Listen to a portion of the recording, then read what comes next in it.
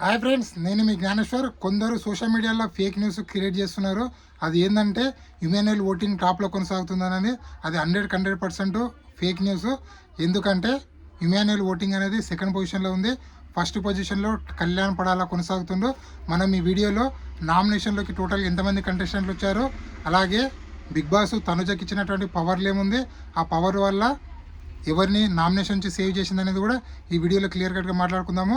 అలాగే నామినేషన్ ఎవరిని చేసుకున్నారు, అలాగే ఎవరెవరి మధ్యలో గొడవలు జరగబోతున్నాయి, అలాగే ఎక్కువ నామినేషన్స్ ఎవరికి వచ్చాయి అనేది కూడా ఈ వీడియోలో క్లియర్ కట్గా మాట్లాడుకుందాము. అలాగే ఫస్ట్ ఆఫ్ ఆల్ 10 వారాల తర్వాత ఇమాన్యుయల్ నామినేషన్లోకి రావడం జరిగింది. సో ఇమాన్యుయల్ ఫ్యాన్స్కి ఇది గుడ్ న్యూస్ అని చెప్పుకోవచ్చు. అలాగే అన్అఫీషియల్ పోలింగ్ ప్రకారము ఎవరు సేఫ్ జోన్లో ఉన్నారో, ఎవరు డేంజర్ జోన్లో ఉన్నారో, ఎవరు ఎలిమినేషన్ దగ్గర ఉన్నారనేది ఈ వీడియోలో మనం క్లియర్ కట్గా మాట్లాడుకుందాము. అలాగే బిగ్ బాస్ 9 విన్నరు అయ్యే ఛాన్స్ ఓన్లీ ఇద్దరు కంటెస్టెంట్లకే ఉందా, దాని గురించి కూడా మాట్లాడుకుందాము. అలాగే టాప్ 5లో ఉన్న కంటెస్టెంట్లు ఆల్రెడీ సెలెక్ట్ అయిపోయారా, వాళ్ళే ఉండబోతున్నారా, దాని గురించి కూడా క్లియర్ కట్గా మాట్లాడుకోబోతున్నాము. ఫస్ట్ ఆఫ్ ఆల్ నా పేరు జ్ఞానేశ్వర్. నాకు ఒక ఇన్స్టాగ్రామ్ ఐడి ఉంది. ఆ ఇన్స్టా ఐడి పేరు జ్ఞానేశ్వర్ బీబీ రివ్యూస్ అని ఉంటుంది. ఇన్స్టా ఐడిని ఫాలో అవ్వడం వల్ల బిగ్ బాస్ 9 సంబంధించిన ప్రతి ఒక్క అప్డేట్ అనేది 24/7 నేను ఇన్స్టా స్టోరీ రూపంలో పెడుతూ ఉంటాను. సో దయచేసి ఇన్స్టా ఐడిని ఫాలో అవ్వండి. ఒక 4,900 ఫాలోవర్స్ అయితే ఉంటారు. సో మీరు ఇన్స్టా ఐడిని ఫాలో అవ్వడం వల్ల మీకు లేటెస్ట్ అప్డేట్ అయితే స్టోరీ రూపంలో తెలుస్తూ ఉంటాయి. సో అసలైన మ్యాటర్కి వెళ్ళిపోదాము. బిగ్ బాస్ తనుజకు 2 పవర్లు ఇవ్వడం జరిగింది.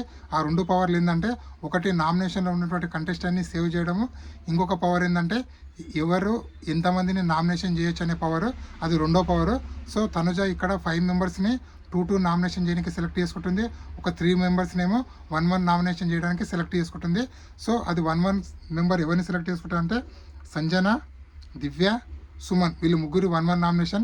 అలాగే 2 నామినేషన్ ఏమో కళ్యాణ్ పడాల, ఇమాన్యుయల్, భరణి, డెమాన్ పవన్, రీతు చౌదరి. సో వీళ్ళు 2 మెంబర్స్ని సెలెక్ట్ చేసుకుంటారు.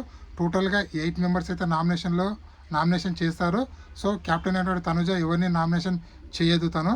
సో ఇక్కడ ఎవరిని నామినేషన్ చేయడం జరిగిందంటే కళ్యాణ్ పడాల, డెమాన్ పవన్, సంజన్ని నామినేషన్ చేయడం జరిగింది. ఇమాన్యుయల్ రీతుని, భరణిని నామినేషన్ చేశాడు. భరణి ఇమాన్యుయల్ని, రీతుని నామినేషన్ చేయడం జరిగింది. అలాగే డెమాన్ పవన్ కళ్యాణ్ని, అలాగే రీతుని నామినేషన్ చేయడం జరిగింది. రీతు దివ్యాని, అలాగే సంజన నామినేషన్ చేయడం జరిగింది.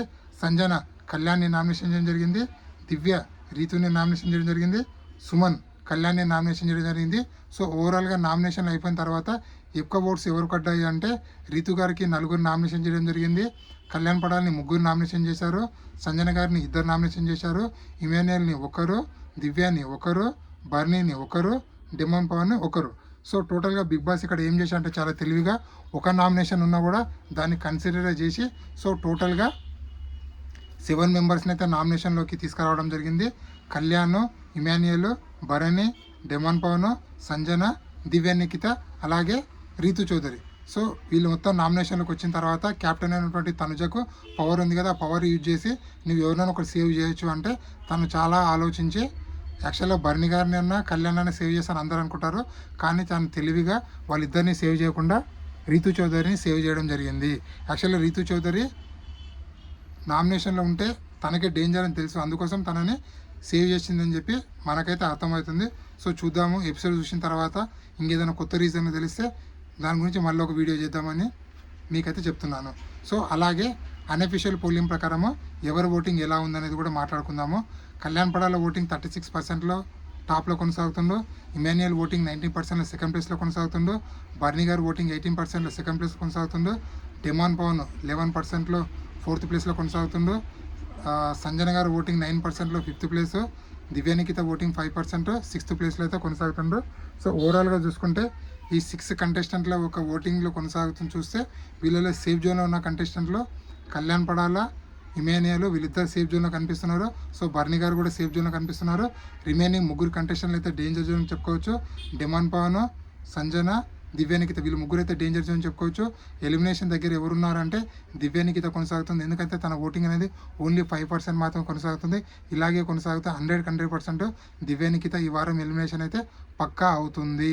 అలాగే విన్నర్ ఛాన్స్ ఎవరికి ఉంది ఇప్పుడు అంటే విన్నర్ ఛాన్స్ ఓన్లీ ఇద్దరికి ఉంది. అది ఒకటి కళ్యాణ్ పడాల, 2 తనుజ గారు. సో వీళ్ళిద్దరిలోనే విన్నర్ అనేది 100% డిసైడ్ అవ్వబోతుంది.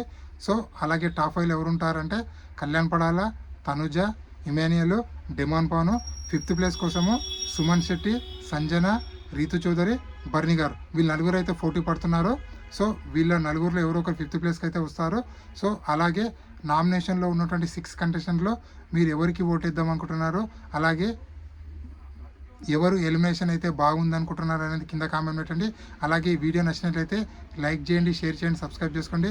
అలాగే నామినేషన్లో ఉన్నటువంటి బిగ్ బాస్ హౌస్లో ఉన్న కంటెస్టెంట్లో విన్నర్ ఎవరైతారు, కళ్యాణ్ పడాల్ అవుతుందా, లేకపోతే తనుజ అవుతుందా, లేకపోతే ఇమాన్యుయల్ అవుతాడా, లేకపోతే డిమాండ్ పవనా. సో మీరు ఎవరు అనుకుంటున్నారు అనేది కూడా అనేది కింద కామెంట్ పెట్టండి. సో బిగ్ బాస్ హౌస్లో ఉన్నటువంటి కంటెస్టెంట్ల గురించి ఈ ఫ్యామిలీ వీక్ అనేది రేపటి నుంచి జరుగుతుంది. సో మనకు రేపటి నుంచి టెలికాస్ట్ కావబోతుంది. సో ఎవరి గురించి ఎవరు వచ్చారని కూడా చెప్తా చూడండి. రీతు కోసం వాళ్ళ మమ్మీ వచ్చింది, కళ్యాణ్ పడాల కోసం వాళ్ళ మమ్మీ, సంజన గారి కోసం వాళ్ళ హస్బెండ్, వాళ్ళిద్దరు కిడ్స్, ఇమాన్యుయల్ కోసం వాళ్ళ మమ్మీ, దివ్యనికిత కోసం వాళ్ళ మమ్మీ, బర్ని గారి కోసం వాళ్ళ డాటరు, డెమాన్ పవన్ కోసము వాళ్ళ మమ్మీ, సుమన్ కోసం వాళ్ళ వైఫ్, తనుజ కోసం వాళ్ళ సిస్టరు, రీతు గురించి వాళ్ళ మమ్మీ అయితే రావడం జరిగింది. సో మనకు రేపటి నుంచి టెలికాస్ట్ కాబోతుంది. సో నాకు తెలిసి రేపు చేస్తాడా ఎల్లుండి చేస్తాడో తెలియదు, బట్ మ్యాక్సిమం అయితే ట్యూస్డే నుంచి టెలికాస్ట్ అవ్వబోతుందని చెప్పి మనకైతే సమాచారం అయితే ఇచ్చింది. సో ఇది ఇప్పటివరకు లేటెస్ట్ అప్డేట్. ఇలాంటి కొత్త అప్డేట్ ఎప్పుడప్పుడు అందిస్తుంటాను. ప్లీజ్ మన ఛానల్ని లైక్ చేయండి, షేర్ చేయండి, సబ్స్క్రైబ్ చేసుకోండి. మీకు ఏదైనా డౌట్ ఉంటే, ఏదైనా మిస్టేక్ ఉన్నా కూడా కింద కామెంట్ పెట్టండి. 100% నేను సరి చేసుకుంటాను. సో ప్లీజ్ సపోర్ట్ చేస్తాను. నేను జ్ఞానేశ్వర్.